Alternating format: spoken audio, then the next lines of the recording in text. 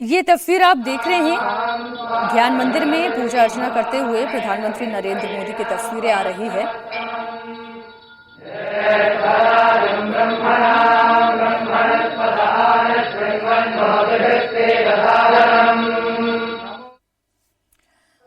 दक्षिण की राजनीति में एक नई लकीर खींचने की प्रधानमंत्री नरेंद्र मोदी की कोशिश और शुरुआत एक बार फिर से कर्नाटक से।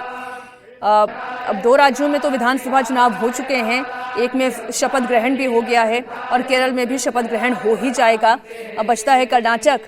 आंध्र प्रदेश में पहले से ही गठबंधन की सरकार है, तो नजर अब कर्नाटक पर है, दक्षिण के गेटवे पर है। और अब तमिलनाडु में तो उन्होंने आरोप लगा दिया कांग्रेस पार्टी पर कि वो कैसे परजीवी पार्टी बन गई है, लेकिन कर्नाटक में तो अभी वो सत्ता में है और अपने दम पर सत्ता में है।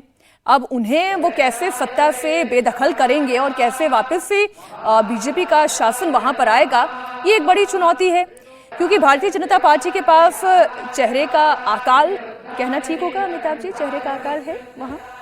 अकाल मतलब एक चेहरा येदियुरप्पा के बाद जरूर एक पार्टी ढूंढ रही है। ठीक है कि उनकी जैसा टावरिंग पर्सनालिटी शायद नहीं है, लेकिन जैसा आपने ही कुछ देर पहले अभी बहुत अच्छा एग्जांपल दिया वेस्ट बंगाल का।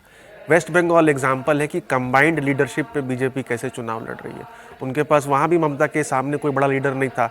Modi plus Suvendu Adhikari plus Dilip Ghosh plus Agnimitra Paul plus Sukanta Majumdar plus Samik Bhattacharya, तो ये 5 जोन्स के 5-5 लीडर हैं ये, प्लस दिलीप घोष भी 5 जोन्स के 5-5 लीडर हैं।